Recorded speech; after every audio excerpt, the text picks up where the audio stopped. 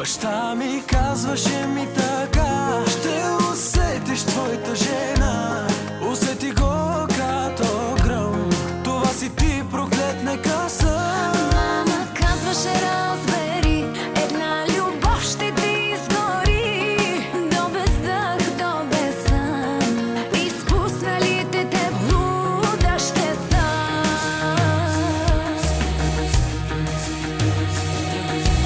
Тръгвай си, не съм момче за теб. Не карам